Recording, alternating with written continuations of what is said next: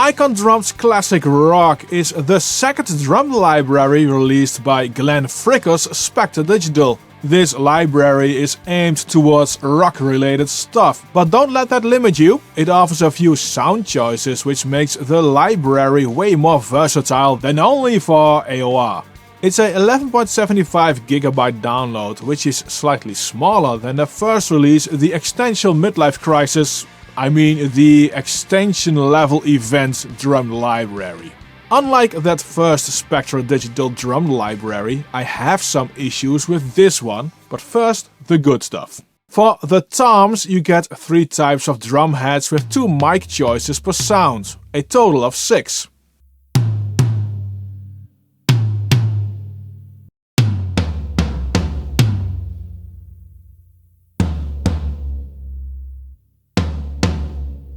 The muffled versions are pretty unique to have.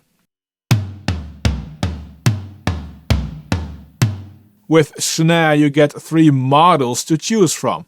2 have 2 tunings, so 5 choices in total.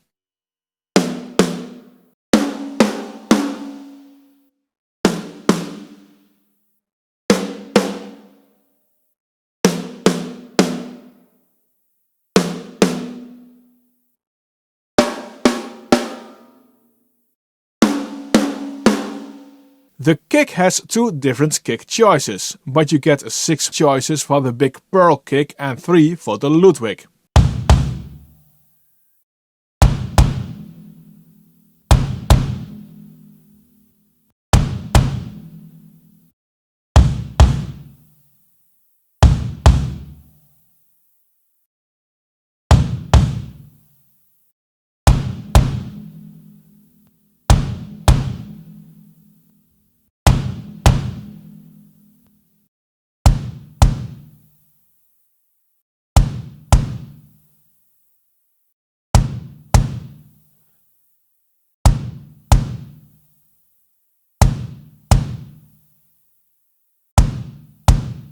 The cymbals are far more restricted. 1 model each except for the crashes and hi-hat, which have 2 choices each.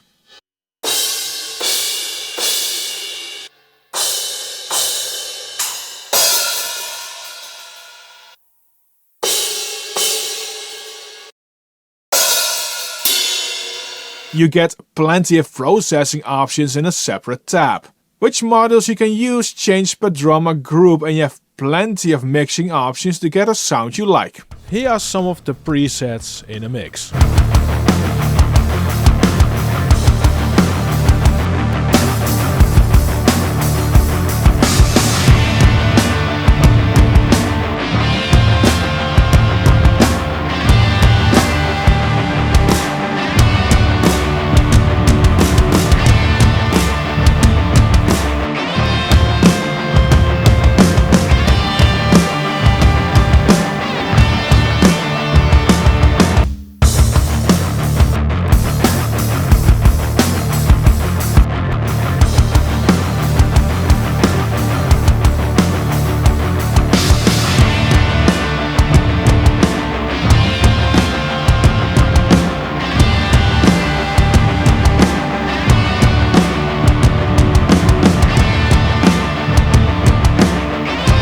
If you are not that familiar with programming drums, you can use one of the many grooves that come in this library.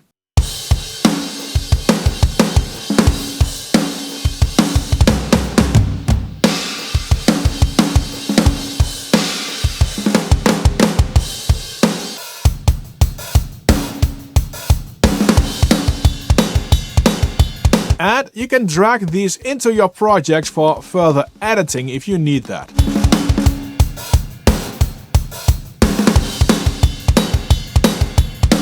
Each of the drums come with multiple playing styles or tonalities, and the dynamic range is proper for the style this library is created for. Let's do a few 16th note loops between the different drums.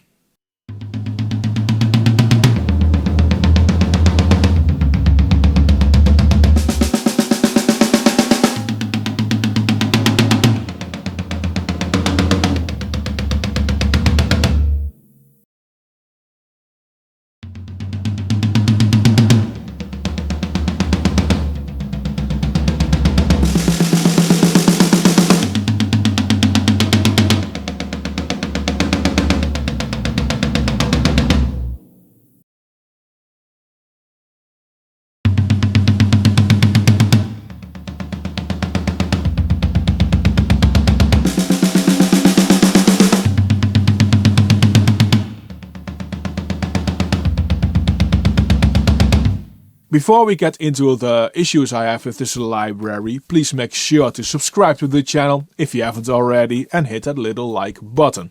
This video is sponsored by DistroKid. If you need to split the revenue of your releases with multiple collaborators, DistroKid has splits. This enables you to, very simply, split the revenue you make. Add as many collaborators for a release you want and decide how much of the cake they get in percentages. On top of that, you can set recoupments as well, so if you agree on a fixed fee instead of royalties, this is the way to do that. Get 7% off of your first year with DistroKid by using the link in the description. Okay, the cymbals. Especially the crashes are quite splashy in sound.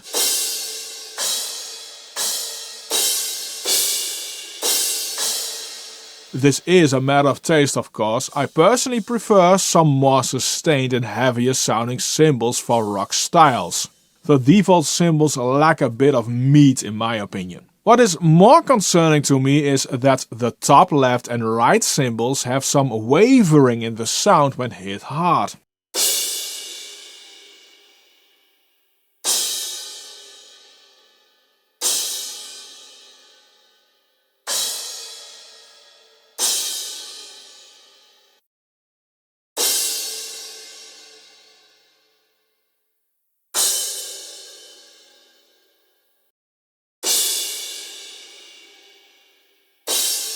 It makes you wonder how the cymbals were recorded. Usually it means the mics have been more to the side of the cymbal, which cause this wavering sound. There are some inconsistencies in this library which throw me off, to be honest. Let's start with the toms as an example. When I do those 16th note rhythms I did before, you hear there are some differences between the hits.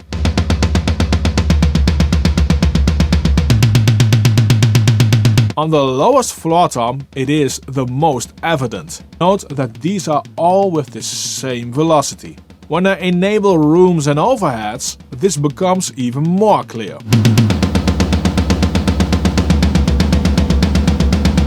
Now with slower fills or when you program drum fills that are between different toms, it won't be much of an issue. To be clear, having small differences between the hits is actually good. It makes the sounds way less static. But too big of a difference makes it very obvious you work with samples. I have more on this subject, but first the actual pitch of the toms. With the snare you get clearly labeled different tunings, which is fine. With the toms, you don't. The coded heads are pitched slightly higher than the clear heads. That makes that the 18-inch coded floor has the same default pitch as the clear 16-inch.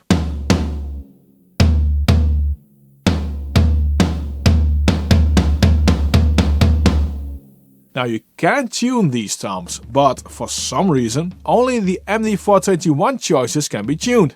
I cannot change the pitch of the C414 versions, which is very weird.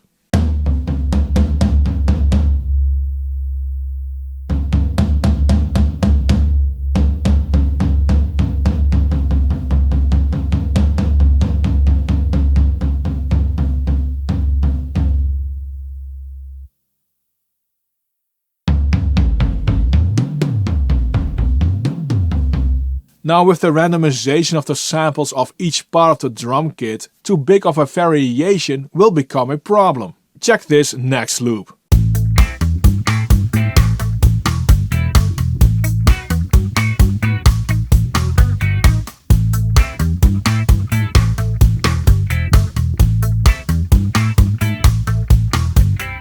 You get 10 points if you recognize where this is ripped off from. Pay attention to the rim click. I will point something out in a second.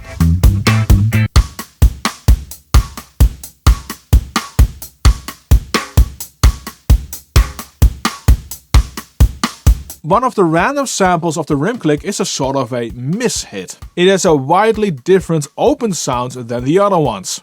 Those sound close and clicky.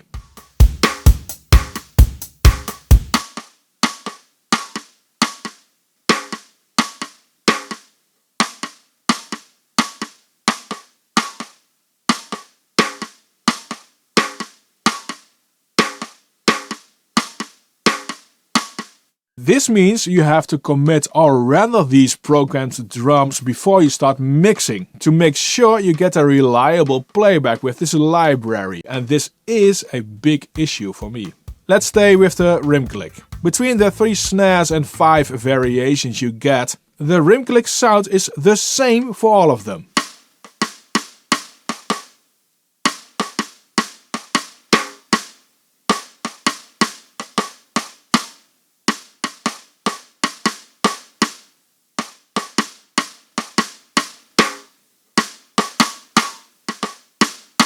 This is a bit BS, but not a huge problem. That said, anyone who has ever recorded or played a rim click on a snare knows that different tunings on different drums do create very different rim clicks. It would have been very thoughtful to have that included in here as well. Another thing which I find mind-boggling is this. With kick and snare and toms you can tune the drums. With kick and snare you work with multi-mic channels. For some reason you cannot group, for instance, all kick mics to tune them all the same at once.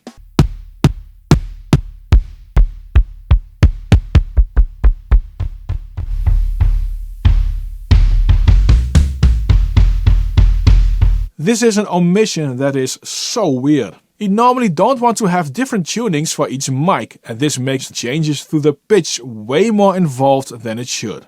Overall, and that is mostly due to the issues I mentioned, I am not blown away with this package. It really feels like it needs a quality control round or 2 or 3 or 10. But try it out for yourself.